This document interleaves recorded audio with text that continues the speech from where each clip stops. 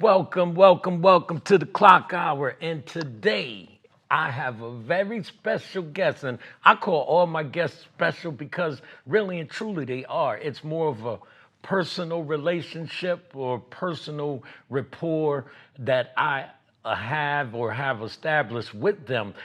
Her name is Miss Desseray Wright, and she's out of the Bronx slash Yonkers, New York. And how you doing? I'm all right. How are you, Mark? I'm all right. How have you been? Hanging in there, working, getting things done, moving and shaking in the Bronx. So yeah, I work. I Right. work right now with the defense practice. Yeah, The fence? yeah. I work with the law firm. In the Okay. Bronx. Yeah. That's for the law firm is for adults and okay. Criminal, family, immigration, housing. Yeah, we do it. We do all of it. Wow. So that means you're dealing with a lot of different people. I Every met day. you in what year? What year was that? I met you a long time ago. Ooh. Uh, 2010. Wow. This what? We're in 23? It's Yes, 13 years ago. yes, A long time. Long time. 13 years? yes, I'm definitely. retired now, and this is what I do on the side. I like to give you all your flowers and basically have it so you let people know what it is that you do, um, which is interesting too because I know when people get out of from incarceration, it's hard for them to find housing or and so forth, especially in the city. I know I met a lot of people out there, and there's a lot of people that I interview on my show about that. So, what's going on with something like that now? Yeah. So when I came home, I basically had to like relearn actually what's going on out here. Because when I went back in, the phones was a little bit. They was not like the screen where you could dial. It was definitely push dial. And so when I came home, I had to learn everything. Everything was like on the computer now. You had to find a job. You have to upload a resume and cover letter and all this other stuff. But it was no more looking in the newspaper. Right now, you did time. How long did you do? I At the did 10 years. Yeah, I did 10 years. I had a 10 year sentence. I did like Whoa, 8 years, 9 months. So wow, yeah. So by the time I came home, everything was changed. Everything was literally changed. Like I didn't know. Even looking for apartments now was different. Like I had to learn how to navigate back into society. And remember, I was walking across streets. It was so even yeah, learning like getting back into the swing of things of having to look both ways. right, Right, right. like those type of things that you don't use anymore that you realize that you have to relearn again. Even getting on the train was different for me. Right, right. My son lives out there, so I'm not good at all that. I still come down driving. I'll Yeah, I drive. try to tell. Yeah, now I'm driving. Now I'm driving. I done elevated in life. Right, Took myself into another level in life. I find myself telling people when they come home, like to just don't bring your body home, bring your mind home, because a right, lot of times people is still mentally locked up. And right, so when you come from especially when you did a lot of time, you literally still in another realm. And so I try to tell people bring your mind home as well, because it's way better. You're I, not s- stuck. I saw you in some pictures with the council too. Oh yeah, yeah, Y'all yeah. went So down. Y'all where'd y'all go? oh yeah, we was just in Puerto Rico. I just got back from Puerto Rico with the National Council, and we was out there spreading the word of we trying to end mass incarceration on women and girls. And so we was out there. We had a great time. What's her name? I did see that. I was like, well, me coming from that side, this side of the house, you watch people, and I did 20. So you might as well say by me going home after 8 hours, I did 10. I No, did no, no, half no. of that. Hey, you My know? cousin asked me. She was like, I'm thinking. She went to the uh um National Guard. So she said, I think I want to be a correctional for something. I'm not sure. And I'm like, you gonna be doing time too. Right? So I always say that, like, the officers Yeah. do time too. And then they have to deal with all the bullshit that goes on behind them fists too. Yeah. So And you do 20 years somewhere. There's your highs and your lows, and I was getting ready to mail them my credentials. I was getting ready to mail them into them. You know, right. um, How people I had a rough spell, but I made it through. The one thing I support is you guys doing what y'all are doing out there. And, I'm glad somebody's actually speaking up. But, I have this little thing because they got men later on, Yeah. around 2015. So when you say women and girls, like they're not, you guys aren't the only ones getting locked up. No, we say that because the women are the underdogs, right? And we do know that, right? Like, women don't have the same support as men have. Right. Like, women, like, when we go in, men is definitely not holding us down for no 20, 25, 30 years. Come on now, right? And Right. so women kind of have that type of thing. They go to the prisons, they go in, they have that time. Men don't have that time to do. They don't, and I'm not saying it's a bad thing on their end, but they definitely is not holding it down for no 20 years and Right. no 15. Shit, we'd be lucky if we get them for a year and a half, I seen right? somebody do it. Yeah, I mean, I wasn't with him though. I wasn't with him though, right? Right. We wasn't in a relationship. He had a baby and everything, but he held me down the whole time I was away. See, I Right? mean, I have seen people do it. I've Yeah, seen, it's guys dudes. do it, and I have the utmost respect for them. And it's I talked to a former coworker of mine, and we talk about that, and how it's, and I asked him. I said, "Do you think that you were institutionalized?" He laughed about it, and he thought about it that night, and hit me up the next day and said, "Well, yeah, it it took me. Let's see, since I retired, I've had one, two. I worked at two halfway houses. I've Mm. I worked at the college. Um, I did substitute teacher, and now I'm doing deliveries. I've had 5 jobs since I retired. Wow. You know, there are certain things that I'm not used to. I Yeah, don't know how to adjust. I didn't know how to adjust. The first year or so out there, man, you I can't. bet. You go from 20 years doing the same thing or same people being a certain way. Then you got to turn certain mechanisms off because my temper. Yeah, I'm like, look, especially at the halfway house. And Oh, I had to turn it off. I said I can come in here hot, man. Y'all don't want me to come in here hot. Let's be cool about it. I was nervous. I was nervous when I like literally first came home. I was like felt like I had to like do certain things. I had to get back adjusted.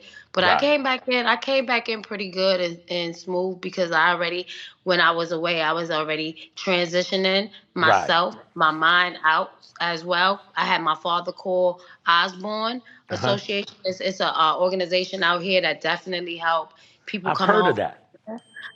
And they I went to my father called, I was still in. Uh And they huh. said she has to come home first. Yeah, I'm like but I'm like I called my father like, don't worry, I'll just call him when I get as soon as I got to the halfway house, I called them. right. They gave me they sent me I came in, I took the math test and some tests, I shot that through the roof with that. They was like, damn, this girl's smart as shit, right? Okay. Yeah. Right. So I did their program, and then Local 79, which is a laborers union out here, was looking for somebody to like a PT. It's called PCA. They have that now too. I started that program when I first came home with Local 79 with the laborers union, and so they contacted them, and they kept telling me. Osmond kept saying, you sure you don't want to work behind the desk because your hair's all bouncy and you Right, get your right, nails done? This is right, construction.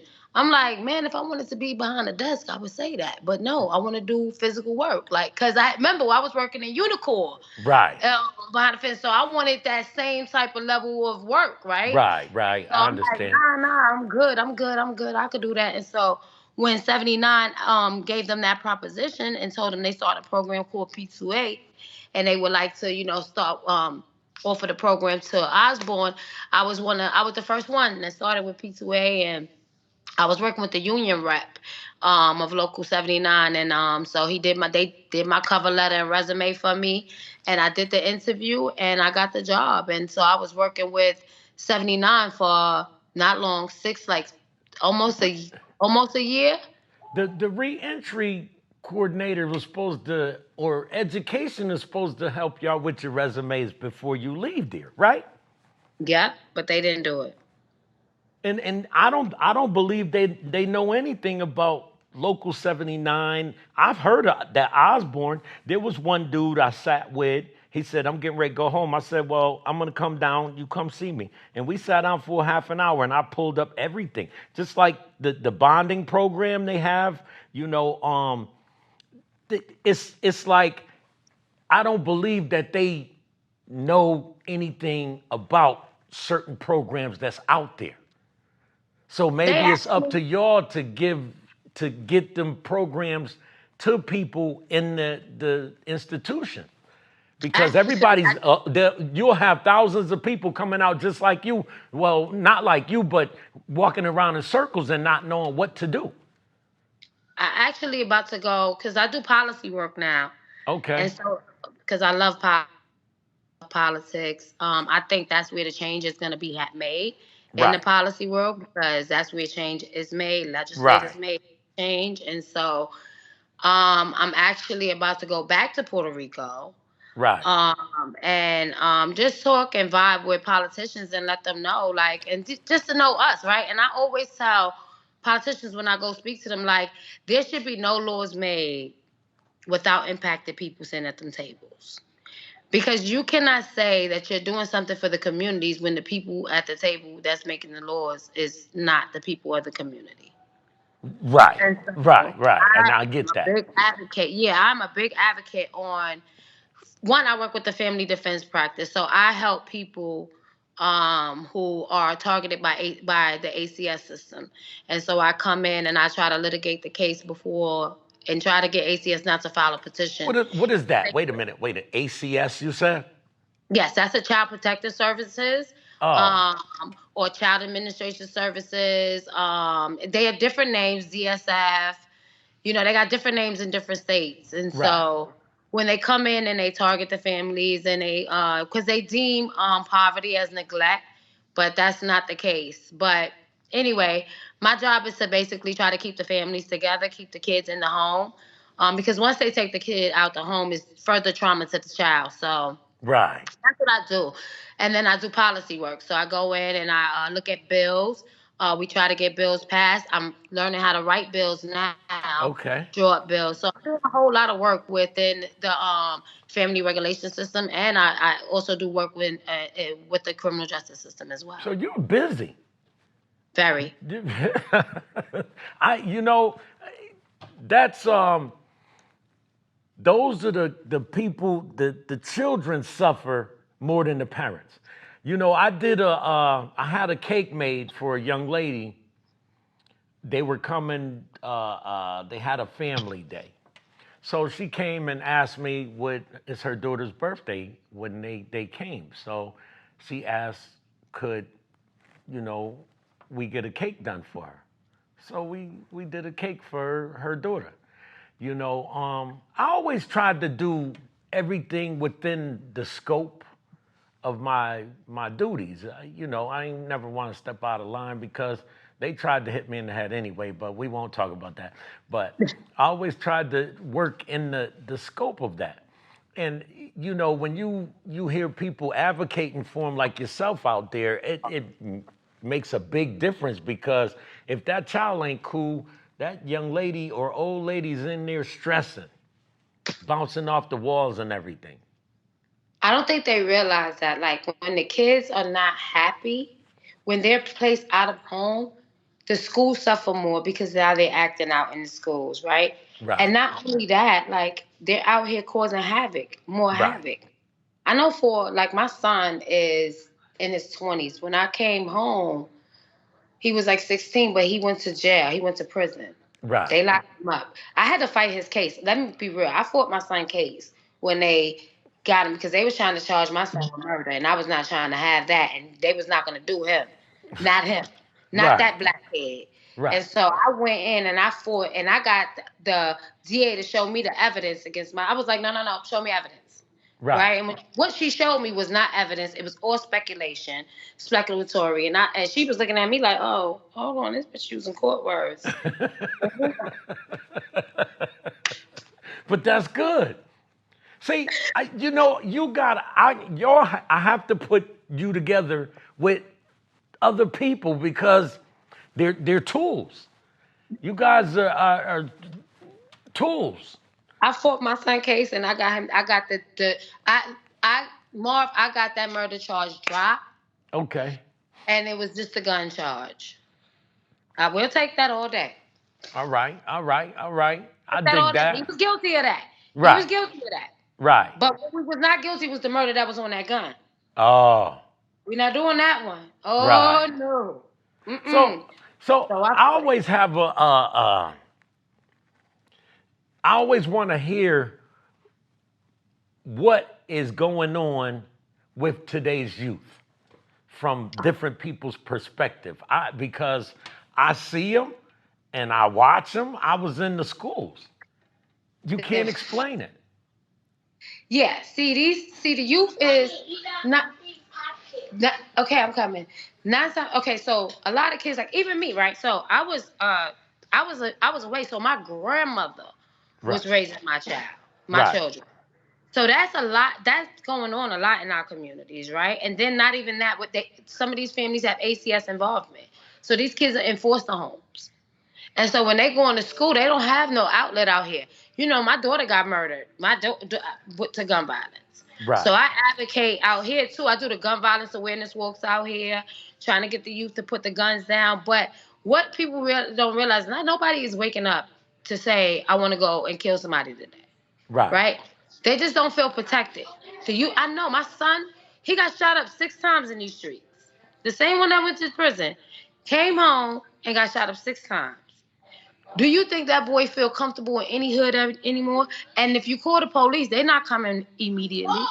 Everybody's carrying guns out here. Everybody. So they don't feel safe. Right. So they feel like they gotta protect themselves, and then they passing laws to let guns come in, and that ain't helping. Okay. Okay. So the system is part fault at that, and upbringings and stuff like that. I don't. I can't. I, I was saying at one point it's the parents' fault, but then now that I've heard like few different perspectives because I always want to touch on that subject on my show because I want to know what people feel is the problem. Because they say children are the future, and I'm scratching my head. And I remember sitting in class one day, and most of the class, all they did was TikTok. Listen, this is a fact, right? These kids love TikTok, but when like I said, I stressed when I came home. I got my son. I got one of them, both of them, Uh huh. right? I got both of them. They GED because when I went to college, I took them. Look, let's do something, right? Right. So Right. parents do need to do things with their kids, right? I'm not saying Right. that but it's a system too, right? It's no resources for these kids, right? Right. So this is a fact, right? I went back to college, Uh huh. took my sons to school with me. They went and got their GEDs. This Right. was before my son got shot up. This when he came home trying to change everything. So I took him to college with me. I stopped working local 79, went back to college for criminal justice. Also graduated at the top of my class with that. And then when my son got his GED, I said, okay, now I'm gonna get you in local 79. Now my son is working local 79, my oldest son. The other one, he got shot up. So it stopped a lot of things for him. Right. But my other son, he's working in local 79. Guess what? When I came home, he was beefing. He was Right. all beef, getting into shit. Right. Stop all that. Not no more. Now he has a job. Uh-huh. He has no time to be out there beefing. Because Right. he's a construction worker. He got to get up at 4 o'clock in the morning. Right. Because if you ain't on that job site, they will lay your ass off. Yeah. Right? So it's the resources that these kids don't have. Once we put resources out here for these kids, I bet you we'll see different. Okay. All I bet right. you it's different. It's All resources. right. These little young kids want money. Right. They want money. That's a good point. We wanted money when we was coming up also. That's where I was at. Right. I slid past all that. Some slid, some didn't, right? Right, right. But Like, I they knew, want money. I They knew, want money. yeah, I knew what I was capable of. I always knew it. But I I was done like, came home. nah, I'm gone. Let me Look, get I up done out of came here. home, Marv, and got so many people jobs. I'm looking like, what the fuck was it? When I was young, I couldn't get a job. But I don't know. Because But those people weren't there. If you come from, I grew up in the 70s. By that time, most of them were locked up or gone. Wasn't the same resources. You know what I mean? So when you get to the 80s, we had that crack era. So now they're gone. So then you get to the 90s and the 2000s, you got some of y'all are coming home. Now you guys are resources. So it works. yeah. And I'm glad to see y'all doing your thing. Because like I said, I did 20 years there and I would get all the lip service. I'm like, listen, don't talk me to death. Show me. When Miss Good James sat in that corner of that dining room and she went to work, I couldn't feed her. I didn't know what to feed her. But when she went to work, y'all leave her alone. Let her go. Let her do her thing. No problems. You know, You and then did to used to see say, you used all to of be like, y'all, y'all better do something. yeah, better do something. Grandma too, y'all better do something. That's the only thing I was looking at. You ain't got to talk me to death about what you gonna do when you get out. I don't You care. did used to say that. You used to be like, just do it. Just do it. But Just you held do us it. down, though. You held us down. I Right. gotta say that. Gotta Right. say that. Like Like at the Logan. end of the day, we had a good it was really few of the officers that did it, right? But Right. the officers that did sit down and be like, look, y'all don't gotta come back here. Y'all are very, y'all let us know. Right. Like it's other shit out there. Find it, do it. Right. And so and even when we was going through our bad times, missing our kids and Right. stuff like that, you had some officers that understood and be like, I'm not gonna write her up. She's going through something. I don't know. What's she going through right now? Exactly. And then you'll call us in the office. It's a waste of paper. Like, Yeah, you be like, yo, that's not solving the problem. That's adding on to the problem. So I like, man, I think I wrote four shots while I was there. 20 years. I was And I telling my hated to son, do it. I said, man, I ain't writing that because it didn't fix solve it. what the situation was. That's not fixing it. No. You're adding on to it, and then you're gonna put a band-aid on it after you done added on to it. So I was like, man, nah, I'd rather cuss you out, go toe to toe, cuss you out. That's what you do too. That's what you do. And at some point, I'd be like, you know what? Kim ain't writing us up. He ain't writing us up. Like, we just talking No, shit. because Like, I'll get you later. but that was what we I had needed, patience. right? I had patience. I said, y'all gonna need me later. I got patience. I'll get you. I ain't gotta That's what get you we that needed, way. though. Yeah. Me We and didn't need Logan, I see solitary Logan. confinement. Logan is We a didn't hustler. need to be placed in a room by ourselves. No, we just needed somebody to hear us because we was stressed Right. out. We was missing our kids, missing holidays, things like that. So we was coming and in a realm and mad and coming in and beefing with it wasn't it really wasn't us. It don't Right. charge it to the heart. Charge it to the Right. I know. I appreciate you coming to the show. You got to send me all your info on everything that you do and how people can actually get a hold of you that's in New York, in the city. And I want to have you back. We're probably going to be reaching out to you again, so we can have one big forum. I may need you to come to CT. Oh, definitely, You know, definitely. And anybody, yes, I'll definitely come out there. because it's not that far.